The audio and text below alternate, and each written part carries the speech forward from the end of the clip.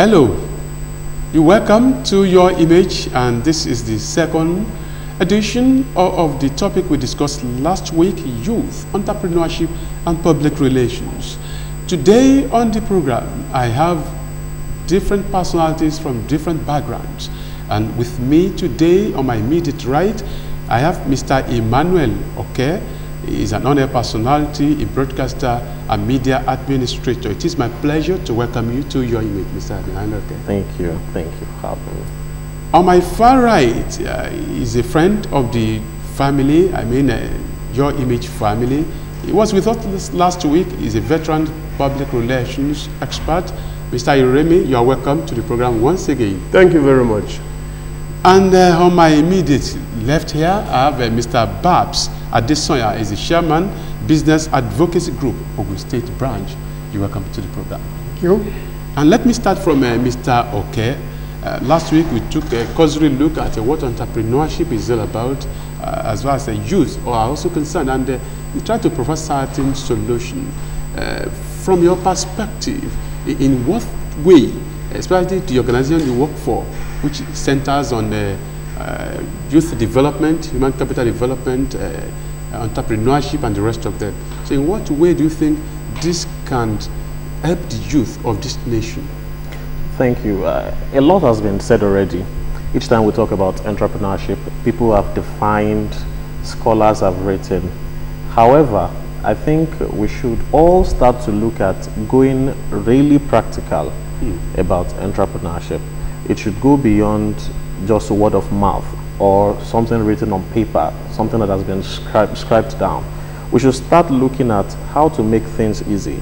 And we spoke about policy and policy. I think we should not put the policy blame or the policy responsibility on the doorstep of the government alone. Private investments, private businesses should start looking at the possible means to help other smaller businesses. How do you go about that? There is someone in your area, you know this person can sell you, for example, you produce water in bulk. Why not assist people by giving them water to go and sell in smaller units, and they pay to you later?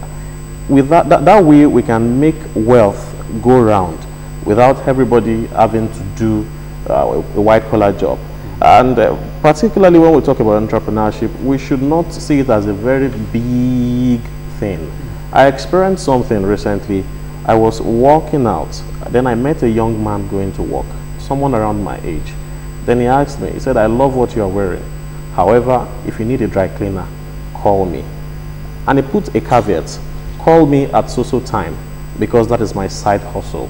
So we should start demystifying entrepreneurship and not see entrepreneurship as this big, giant, as a mystery. Yes, that's it. It's just simple.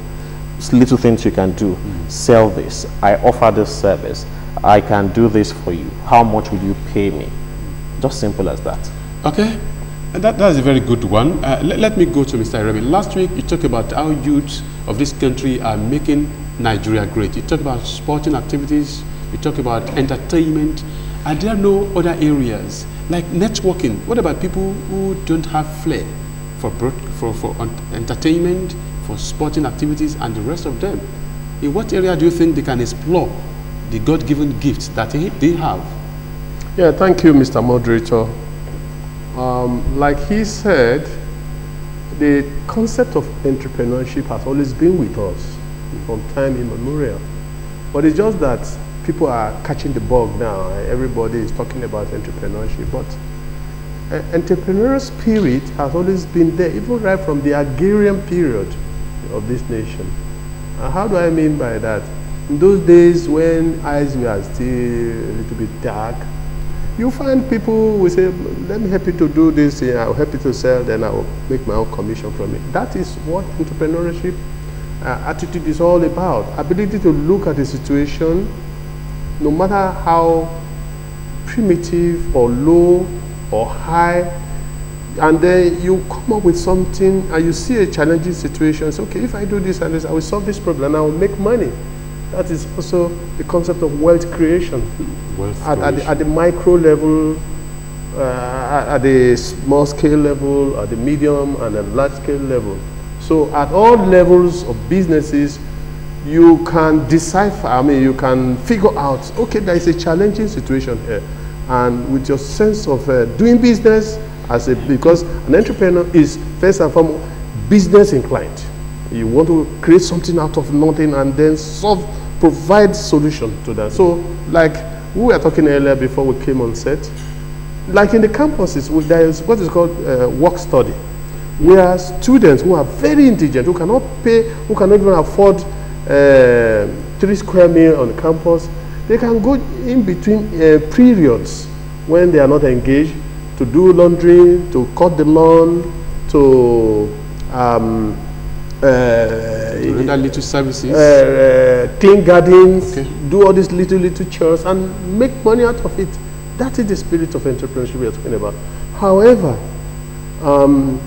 at the school level, okay, I remember in those days when I was a teacher at Ekpe Grammar School, they had this technical drawing woodwork section. When I was talking about lack of sustainability, they brought most of this machine from Bulgaria, and they taught people how to do tables, tools. Where are those things today? If you go to our schools, they are no longer there. Then suddenly there is a cyclical return again, that okay, entrepreneurship means when you get to school, if whatever your thing you are studying, just pick a vocation and develop it. That is the new spirit now. Okay. But I hope government, from even primary school, should be able to encourage primary school people to get involved in craft work and sell this to make money and survive. Okay. Let me go back to Mr. Babs Adesonya. As an advocate of a business group, do we leave everything to government alone? And as an advocate person, what is your group and other groups, advocacy groups, are doing to encourage the young ones so that they can be independent and not only relying on white-collar jobs? Thank you very much. As an advocacy group, we are into encouraging youth to be involved in entrepreneurial Activities. skills. Okay. Like we have an annual conference that we organize every year. This year it was on cooperative, but I want to tell you that last year it was on youth empowerment, which has to do with the topic at hand. And during the conference, we normally invite papers from experts, and at the end of the day, we have our communique, which we send out to government and those people who can Be of help. Okay. from it. What I want to point out is that majorly the youth are being encouraged to go into what they can do with their hands, because you will find out that we are talking of youth unemployment. We have graduates who 5-6 years they will be claiming not to have a job. But you will see that, why should that be? Having been trained in the university or the polytechnic for so many years, and you come out, you are insisting on looking for paid employment.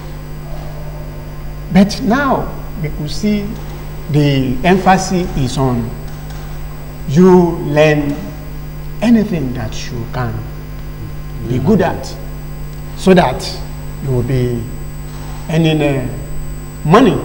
Because when you look at the world we are in now, you can only get something from what is beneficial to somebody else.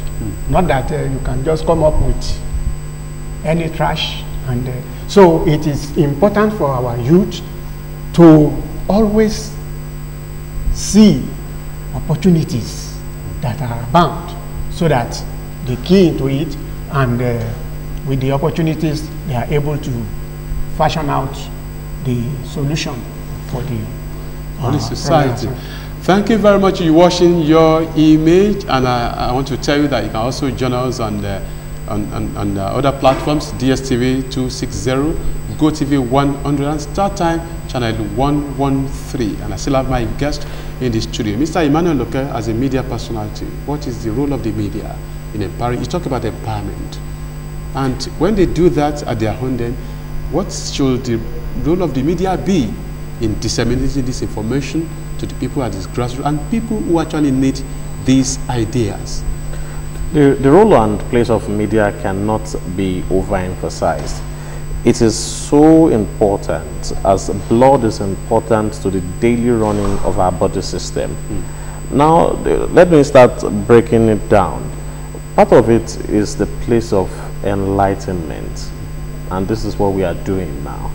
If more media houses can take up this kind of responsibility and let people know how this can work and educate people on the concept of entrepreneurship and the practicability of it, it makes things much easier. Another thing is the place of the media in itself, absorbing these people. Believe me, for youths, there are lots and lots of opportunities in the media. You don't have to work in the television or radio. It has become so widespread. I heard the previous episode you spoke about social media and how much of its importance. And it helps businesses today.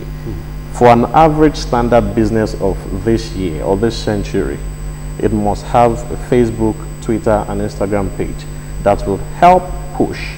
And that is a place of advertisement. Even back to the ideal or the traditional media, the place of advertisement for businesses is something that we cannot place little emphasis on. Take, for example, you are running a business and people don't know. You'll be surprised that your neighbor would not know that you do this thing, that you render this service, or you sell this thing, until you probably advertise. How do you advertise? Number one is word of mouth. Number two is even with your social media contacts.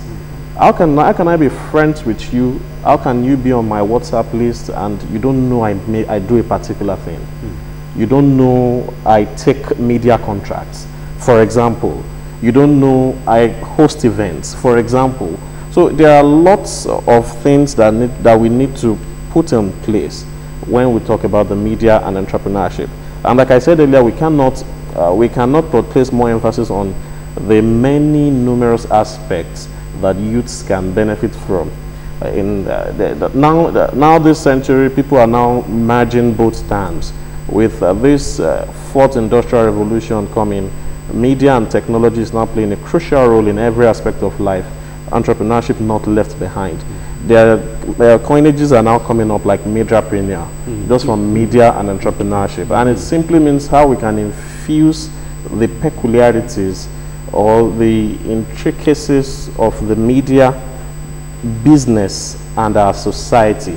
Because without the society, media cannot thrive. Without the society, business cannot thrive.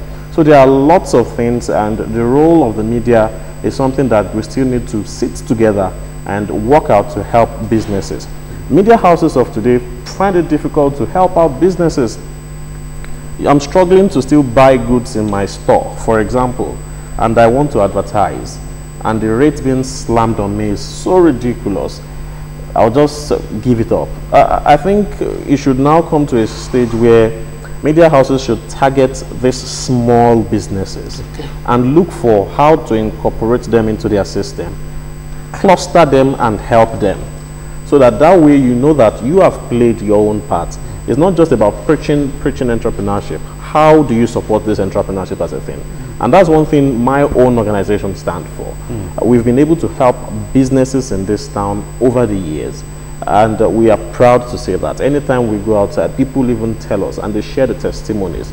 It's not because we do not want to make money too. We're a business outfit, but because part of the sole reasons for the setup was to aid leadership and entrepreneurial process. So sometimes if we really want to be serious about helping entrepreneurs, we should determine intentionally to subsidize and make the environment easy to operate for these businesses. And I think with that way, and it's a matter of let's patronize each other. That's how we can spread with our social contacts. Okay. We can just look at, okay, what do you do, sir? This is what you do. Let me patronize you. You patronize me in return. The money would flow to you too. I would give another service to you. That way, the cash will keep flowing within the society. Yes, and expanding. So that way, we can have a better society. Yeah, thank you. You mentioned networking, and sir, as a PR expert, public relations is a subset of the media. Yes. And let's go to branding now. Okay. You have a very good idea, but no branding. Don't you think this will affect entrepreneurship? What is wearing now is owned by somebody, a local person, a tailor, so to speak, but no branding. So let's come to branding. How do you think this can aid entrepreneurship? Of course, when you have arrived at a product you want to start making money from, branding of that product is very key. And you look at most of the things we get from the West. What is so special about it? It's just a function of branding. And he said somebody told him the other time, hey, well, look, when you want to take care of this dress, I am into laundering. But by the time the person who is going to launder his dress, finish the job, it's not just a question of dipping in water and pressing it, but he has to package it. That is where the branding comes in. And if you go to most of these micro businesses we have around, they lack effective branding. And when you are branding, your branding should also incorporate the content in terms of what have you put together there in that package. And initially, this something they call, which we now call sachet water. They call it pure water in those days. It's also in this rubber nylon in those days. Ice water. Ice water. And you see all these people get running up all over the streets, and they hold up and they say, buy ice water. But today now, it's been properly branded in the sachets. And then we have the table water along with it too. So these are the kind of they want to see in all the subsets of micro businesses. Even if it's as small as the work of a cobbler is, after you have finished the work, maybe you have a small label. You jam it on it, and it will emboss it in it. That reflects your name. That reflects your name and perhaps your phone number, which is key for marketing. And when you brand very well, you are also creating wealth and also expanding your market share beyond your immediate confines. And I feel that that's another area. Those people who are in the advocacy like him over there, where they are organizing conferences, they should come to the practicability of all these things. Not just a situation where you publish academic papers, which is also good for the cerebral publics. Yes, I was. What about the low publics? Yes, I was coming to ask him what you just mentioned. I think you just assisted me in doing that. That as a member of an advocacy group, what is your group and other groups are doing, and what is the relationship between your group and other groups and government, so that they can actually help, not on paper like he has said. What is the practicability that you have been able to achieve to make sure that people are put off the street, the less rich are put off the street, so that they can be independent? Yes. The conference I mentioned is just one of the activities we carry on. And I want to tell you that as regards other groups, advocacy groups, I will tell you that I belong also to the Chamber of Commerce in Ogun State here.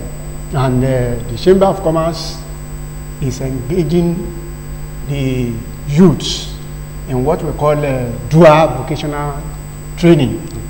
And the system is such that you will employ a youth, and he will be attending a school organized by the chamber, and he will be taking practicals in that particular... In another, establishment. in an establishment that is offering that... that is related to that particular trade? Yes, Okay. like we have industrial electronics. Okay. That, you know, when you look at the way our factories operate, you will discover that when a little problem arises, maybe in the electrical area, you now call one of these trainees no, I mean our artisans. Okay. Yes. Okay. What you discover is that more often than not, they do more damage to what you have called them to come and repair. So with this dual vocational training, the employees will be trained by the advocacy group, and they will come back to the factory to render the services which they have learned in the shop floor. Okay. And at the end of the day, we discover that most of these jobs that were hitherto not done well are now being handled. And by experts. we are encouraging our youth to take this opportunity to learn properly what they should have learned under their crude trainers. Okay. So we now offer down-to-earth training, and I must add that this training were initiated by the German experts, and they trained the trainers. We call it Train the train the trainers. So they train the trainers, and the trainers are now training the others. Okay. So, Well, Mr. Emmanuel, in a final note, to those youths out there who are still looking for ways to get out of the shackles of ignorance, so what advice do you have for them? As much as I would never be an advocate of you not going to school, I would say pick up a trade today. It might not be the regular trades. Brainstorm and think about something you can do that will stand you out from the rest of the people. That way you would be filling a void in the society. And I would urge business owners and traders, artisans to train people free of charge. We need it. There's nothing you have that you have not received. Why not give out to people? And that will be my word today. Thank you very much. To our guru, the PR guru, Mr. Lanre Uremi, your own advice as far as the populations is concerned. Well, my own advice as far as the various publics of these youths I have segmented last week when I was here on this set is that every youth should be able to look inward, because there is something God has deposited in everybody. And when you are able to look inward, there will be one thing you have passion for. Discover your passion and create wealth out of it. And to create wealth, and on a final note, a quick one from Mr. Adesanya as an advocate of youth entrepreneurship. And so what's your advice? A quick one. the youth of Nigeria have been advised to learn to use their hands and know that they have to produce something which the public need, and this will enable them to have their own contribution made to the economy of Nigeria. And that is how far we can go on this week's edition of Your Image. I want to say a very big thank you to Mr. Larry Remy. He's a PR expert. Thank you so much for being part of this show. Thank you. Mr. Emmanuel Oke is an honored personality and is a broadcaster. I want to say a very big thank you to you. Many thanks. And of course, Mr. Babs Adesoya, the chairman of Business Advocacy Group in Ogun State. Thank you so much for being part of our show. And until we meet next week for another interesting, fantastic edition of Your Image, I want to say happy Boxing Day, and I wish you prosperous New Year in advance.